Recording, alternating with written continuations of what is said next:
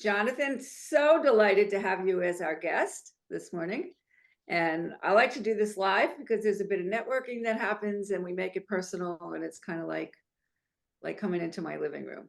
So Gary is our guest of honor, and Jacob and Adriana was one of my guests at one point early on, and Jacob has been kind of showing up on a regular basis to get all the knowledge that he's been able to get from this show. So we're going to get started, and I want to welcome everybody. This is Under the Hood, that is sponsored by Mastery Under Pressure. And a while ago, I did a TEDx talk, and in that talk, I was talking about sort of the parts that are kind of under the part of the unconscious. And I was using that metaphor of under the hood. And we're looking today at leadership. And we're looking at how somebody like Gary McGrath, who is my guest, manages stress. Again, this is sponsored by Mastering Under Pressure. So leadership and stress kind of go hand in hand. And in my book, you need to have the skills. I call these managing stress having skills, and then the leadership skills on top of that. So Gary, I'm going to let you introduce yourself. I find that that's a lot more fun than me reading a whole bunch of stuff about you. And so tell us a little bit about, if you would, just your current job and what you've done and what you've created, and then we're going to go backwards a little bit. Okay. Well, my current job is very simple, Tina. I always like to ask people the question, have you ever had a bad boss?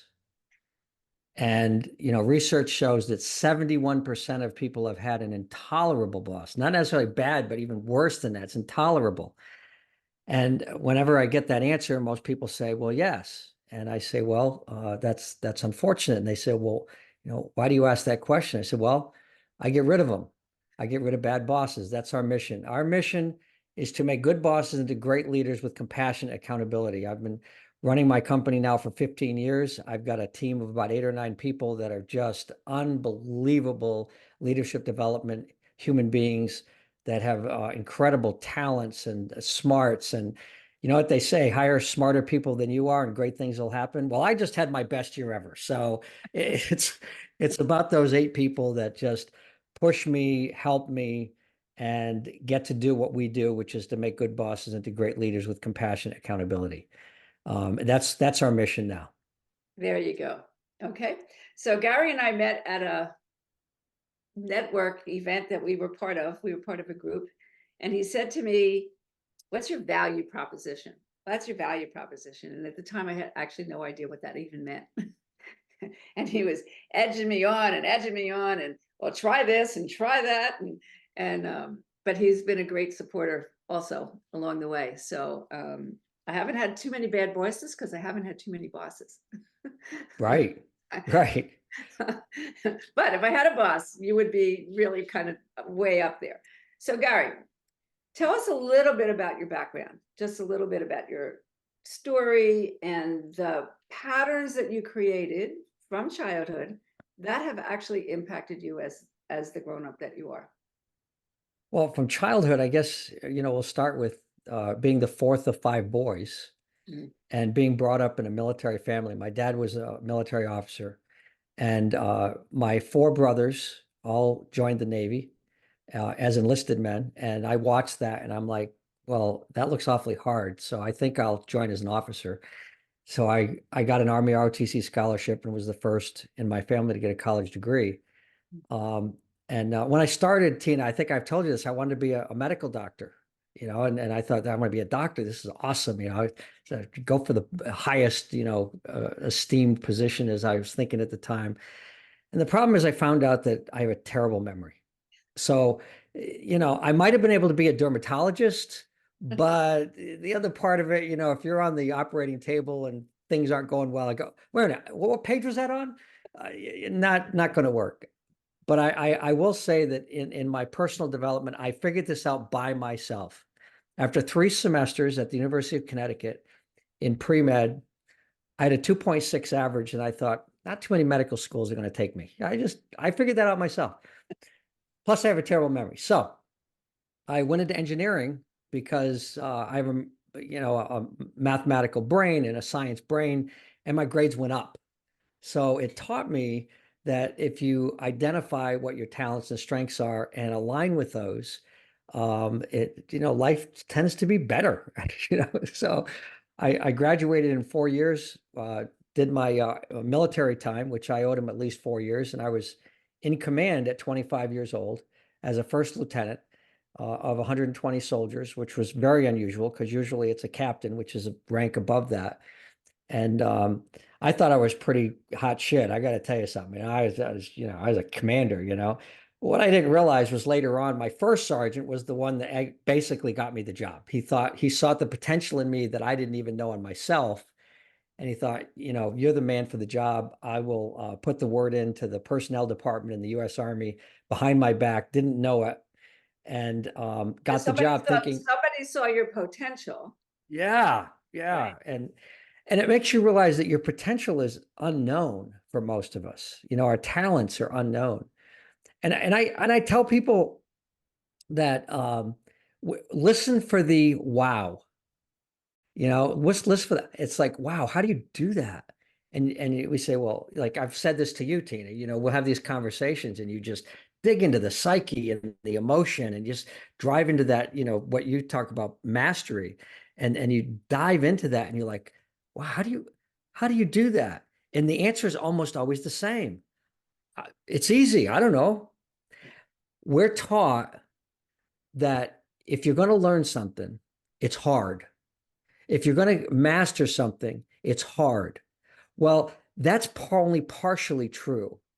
Identification of the talent is the first step. And most of the time, we have to watch for that wow factor that other people say, how do you do that? And you go, well, it's easy. And we have to scream, that's it. That's the thing you got to work on. There it is right there. And if we're In my interested in it, experience, Gary, just jump into yeah, that. In my experience, young people, high school students, college students, young college students, they don't have a clue. And no, it's really one of the most difficult things to pull out. And I love what you just said, it's easy. I just talked to somebody just 2 minutes ago, and marketing and this and that, and she said everybody could do this. No, no, they can't. no. Look, we are born with a base level of talent. And I always use the stupid example is I'm never going to be able to dunk a basketball because I'm only 5'6", and I'm not Muggsy Bogues who could do that, but I don't have that athletic ability. However, I'm very creative. I could do it if I had a little trampoline, but they don't allow that on the basketball court during the game. So we can figure creatively out ways to compete, and that's where I was going with this. Is being the fourth of five boys, I remember 7, 8, 9 years old, a mental decision to compete with my brothers. I was going to be better than them. And I'm not saying it was always the healthiest thing because I didn't tell them. I just said, I'm going to do whatever they do, I'm going to do better. So they went in the Navy. As enlisted, I went in and got an Army commission. I got a college degree in mechanical and metallurgical engineering. I went into manufacturing and did all these things through the years, and I learned a lot. I had a lot of different jobs in manufacturing and technology and service, professional services. And the turning point for me, I have to tell you, in 1988, I was sitting in a situational leadership train for trainers with Scott Paper Company out in California with Ken Blanchard, the 1-minute manager. So we're sitting there 9 o'clock in the morning. Everybody sits down. There's about 30 of us in the classroom. At 10 o'clock, the 1-minute manager walks in, Ken Blanchard. I said, this is great, right? So he walks in and he says, well, we're going to learn about situational leadership. And Ron over here is going to really dig into this and teach you all that you need to know. And I'll be back to answer questions. So that was Monday. Friday at 2 o'clock, the 1-minute manager shows up. Hey, so what did you learn? What questions do you have? We're talking to him for about an hour and a half and he leaves. I learned 2 things from this. Number one, that was the job that I wanted to have. Okay. And I have that now with my team where I do boot camps and I come in for an hour in the beginning and an hour at the end. And I do what Ken did. I'm like, this is the way to do it. The other thing I learned from him and working for Stephen Covey is what I didn't have when I started my first business in the 90s was I didn't have a terminal degree. I didn't have any books and I didn't have a program. I was working for somebody else. I was subcontracting for training. So I learned from that. And I said, okay, I went back into industry. And in 2003, I went back to school to get my master's. I got my MBA in 18 months. And then I spent the next 4 years getting my doctorate in business administration and marketing. Wrote a 245-page dissertation, learned how to do research. And I did all that because I wanted to figure out, how do we develop leadership programs that really work? So how did I do? I studied leadership programs that fail. I looked at McKinsey and all of these different research companies, and they were talking about why leadership programs fail. So we designed a leadership program to solve all of those failures. But I also have this weird thing in my brain, this talent that we talk about. I integrate from one discipline to another in a way that helps you create tremendous outcomes. For example, one of the leadership things that I learned was in studying Weight Watchers and Alcoholics Anonymous and other things, is I came across this study that said 85% of all human beings that have a life-threatening health event will go back to their old lifestyle. I'm talking about a heart attack, a stroke, diabetic coma. I mean, they're on their deathbed. They go back to their old lifestyle in 4 to 6 weeks, unless they have one thing. And that one thing is a support group that went through the same thing that they went through, and that support group holds them accountable. That's why let me ask you this. So how did that kind of relate to your military training? Well, or not? The thing about the military training is really simple. My brother wrote me a text once. It says IGYB. And my brother works for me. And I had called him up and I said, hey, John, I'm going to the airport. I left my clothes in the dryer. Or in the washer. Could you put it in the dryer for me? He lived right down the street, goes over to my house, puts the stuff in the dryer. And he says, IGYB. I'm like, IGYB? What's he, I've got your back. He says, I will always have your back. And the thing about the military is it's life and death when I've got your back. And the smallest unit in the military is a squad of 10. In that squad of 10, you've got people in a combat situation where people have to understand what's going on in front of you, what's going on to right and left, and what's going on behind you. And that 10 circle, those 10 people have to protect each other. They've got to have each other's back. And if one of them dozes off or misses their assignment or forgets what they're supposed to be doing, somebody could die. And I believe in business today, we don't have enough of that attitude. Because here's what happens. Somebody in business messes up and somebody might help them out once or twice. But after a while, they're like, you know what? You're just a screw up. We're going to let you fail. And they turn their back on them. That doesn't happen in the military. You don't turn your back on your fellow soldiers or your fellow sailors or your Marines or your Coast Guard. You don't, ever. If you do, you're out because it's life or death. But the attitude needs to be there. And so what I learned in my military experience and working with my brother and all of my brothers is we've always got each other's back. It's an amazing thing, Tina, when you think about this.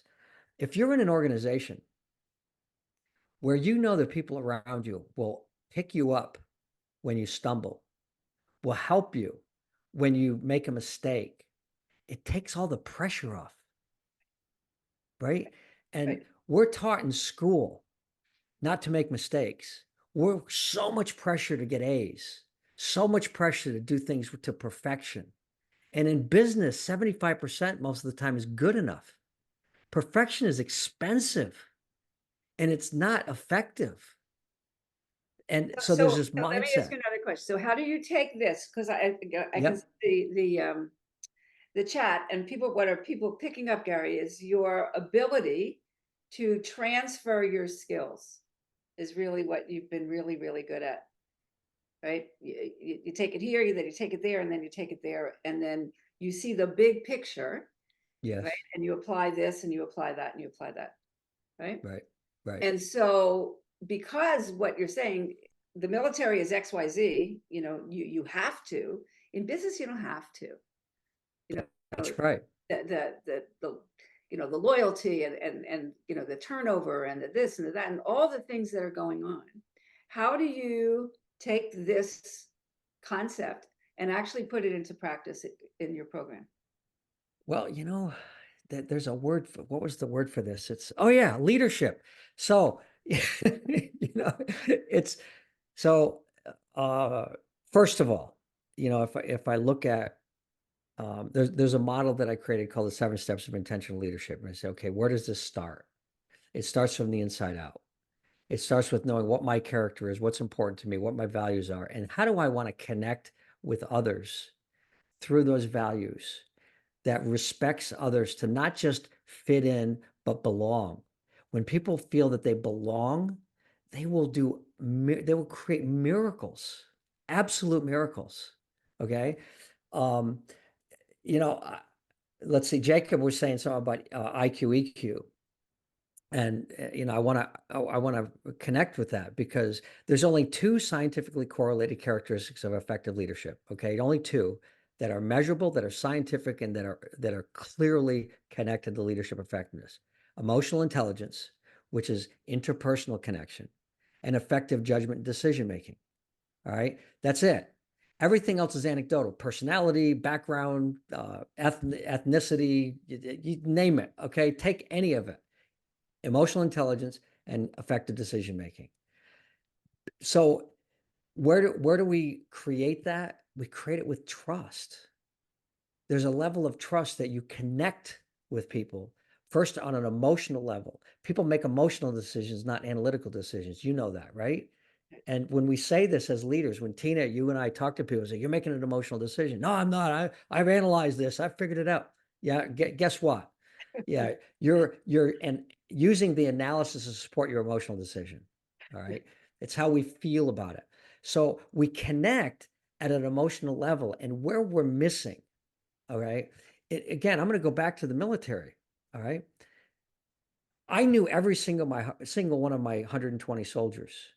I walked around the compound with my first sergeant every single day in the morning to inspect what we expect, to check on people. And when you use your emotional intelligence, you see somebody in distress, you walk up to them, hey, Private, what's going on? I'm fine.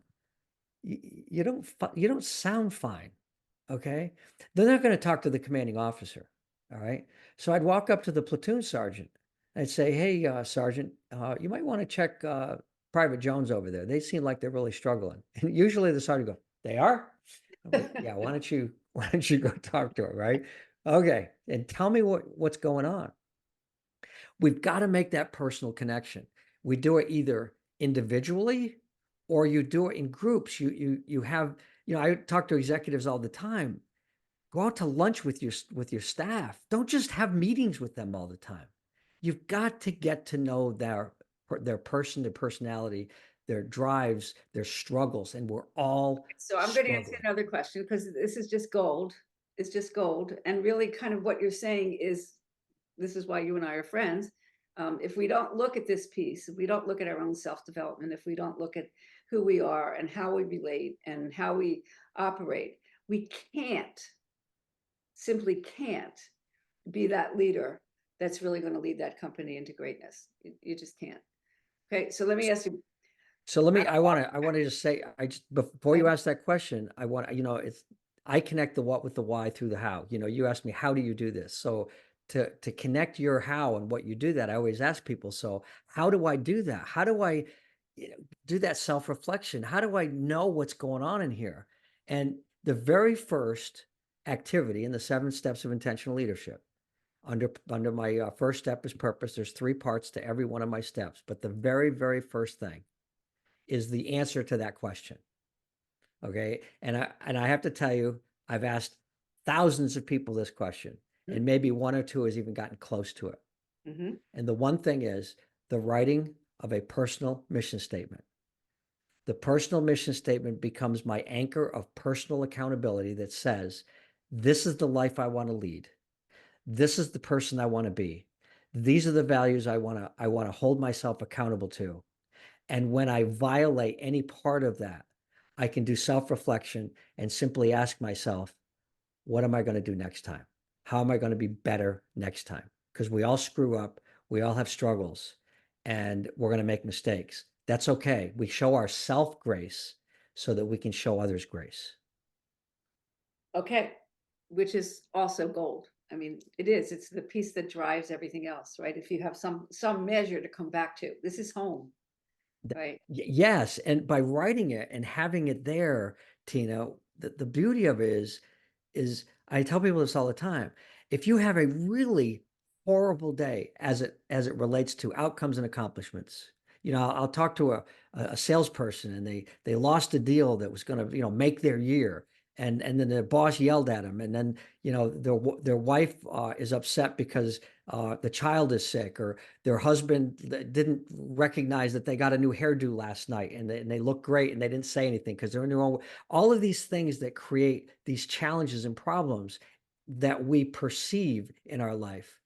If you go through the end of the day and you look in the mirror and you say, I lived my purpose today, as much as this day sucked, I lived my purpose. That's a great day. Wonderful way to twist it, actually, and change and flip it, right? Yep. I always say that good mental health is not a natural sport, it's a learned sport. And Yes. it's really about how quick can you pivot? How quick can you recognize that what was 2 minutes ago is no more? And when we're so emotional about the struggles that we're going through, when we can go to our mission statement that we wrote and you look at it and you go, oh, Not I, bad. I, I did pretty well today. I mean, Yeah. I didn't get pissed off at anybody. I didn't yell and scream. I lived, with integrity, and I actually showed Tina some grace a few minutes ago. And wow, that felt pretty good, even though it was a tough day. I did all these things. Like, oh, you know what? It wasn't so bad. Let's go on to the next day. Okay, so I'm going to ask you another question because I know that you didn't always have all this wisdom and it all figured out.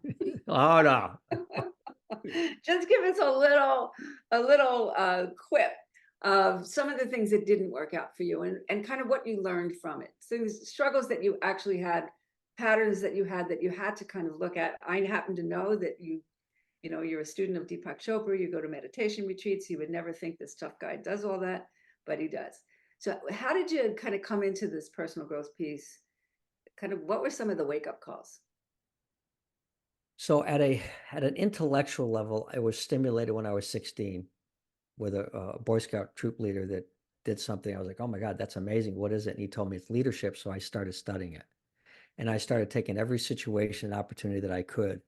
And I tell people all the time when I do coaching and stuff, trust me, you can't possibly make as many mistakes as I made, because I would try stuff that you're not supposed to do. I would break rules that I would try to get away with. And most of the time I did. I had pretty good judgment and, worked around the things and built loyalty with people by doing it at times. Okay. And knew when I needed to break the rules and when I had to follow the rules. I did that even in the Army. I mean, I was actually once, I was threatened by my commanding officer with court martial, okay, for doing something for one of my soldiers. He said I disobeyed a direct order, and I'm like, I don't think so, you know. and Is I it and I didn't, and he let me off after a really good ass chewing, and I was like, I better not, get too close to that line again. So I learned by my mistakes. I learned by my challenges, but because I was successful, I was I would I'm going to say the judgments and the decision making that I had was very, very strong, and I've been tested and say I got very high judgment, That's great. The downside of that is two things. Number one, I'm right 99% of the time, which makes me think I'm right all the time. Number two, I didn't do a real good job listening to other people's opinions or perspectives. And even if I disagreed with them and listened, I might have come up with some better ideas. And that's what I get to do today. I mean, the team that I have today is phenomenal, but I've developed this skill, a little bit more of humility. And when I was younger, people said I was arrogant, and I pushed that off. No, not me. I'm just confident. I know what I'm doing. Yeah, bullshit. I was arrogant. Okay. So what, yeah, and Jacob just said active listening. I'm going to add to that. I'm going to add to that. Actually, the skill before active listening is effective questioning. It's asking really, really good questions. And the skills of leaders and the skills of salespeople, the first skill is questioning, not listening. Asking good questions, then active listening. I wasn't real good at that. I would listen, but I would make my own And so decisions. I also want to say that people who do have natural leadership skills, I think one of the hard things for them is exactly what you said, is having the patience for everybody else. You know, the leader sees everything way, way, way ahead of time. You know, I can see you're walking right into that brick wall. You know? Yep. Yep. And I did. And I'd say, Tina, stop walking. Stop. Oh shit. There you go. Boom. Right. Okay. And, So but here's the part of it. There was a lack of humility. right. Right. There was a lack of modesty and a lack of understanding of what was inside me. And I had the mission statement. I mean, I had a personal mission statement since 1993, and I talked about leadership, and I talked about wanting to, engage others and build their leadership capabilities. But it's like I had all the answers. Okay. And honestly, what happened was in 2010, and you know the story. My second wife, who was 16 years younger than me, wanted to have children, and we were not able to. We used IVF a couple of times, and it's really a really hard thing to do. And when she lost the baby, 5 weeks later, after she lost the baby, she left. And that brought me to my knees. That absolutely, she was the love of my life. I would have done anything for her. And she just left. Like literally within 20 minutes after she said she was leaving, she walked out the door, got in the car, and left. That was the moment in my life that made me realize that I didn't have control, that I needed to do and understand human beings better. And my blindness and thought that I could solve the problems and do things for her that I couldn't, changed who I am. And that was 14 years ago. And obviously I still feel it today. Yeah. Thank you for sharing that. Okay. So yeah. I don't wish losing a child and a wife within 5 weeks. You talk about creating humility and understanding that I'm not as smart as I think I am. I'm not as well put together as I think I am. So when you say, how did you get all this wisdom? I don't know. I just live life, I guess, and I just want to be better every day. So still trying to do it. Well, I think you also demonstrated, Gary, that you're very human. See, when you have all the answers, I always say that leadership is like you have about as much room as a crease on a pair of pants. Every group wants the leader, and every group wants to kill the leader off. You get too strong, you're too weak, they walk all over you. So it's an art. It's an absolute art. And in today's world, these young kids, they want you to be transparent. They want you to be, available. They want you to be all these things. And for people where it's really hard and they don't have the heart that you have and the passion that you have, they hit the walls. Yeah.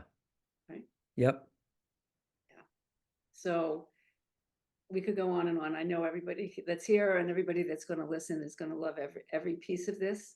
I love you, my dear, dear friend.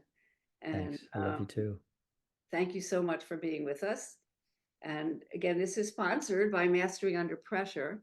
And my program, we have a quiz or an assessment, and you can look at some of these skills. They're not necessarily labeled leadership, but they're the things that build leaders: being able to manage stress, being able to manage your emotions, being able to have impulse control. So many of these kids, they don't have any impulse control. They get mad, or people. So all of these skills are, when you talk about what comes first, in my belief system, it's the work that you do yourself, Yeah. between you, and then you bring you to the world. Mm-hmm. So Chilla's going to put it, you can take the quiz if you want. It's masteryunderpressure.net. It give you a little clue on where you are on some of these, honestly, Olympic level skills. And I always say we put people into positions, you know, requiring these tremendous amount of skills that nobody ever taught them. Mm-hmm. So we're going to add your, you know, your contact information and the name of your company, and anybody that wants to get in touch with Gary. He's a gem. And That's my initials, by the way, Gem. Gary Edward McGrath, Gem. That's me. So thank you. There you Tina. go.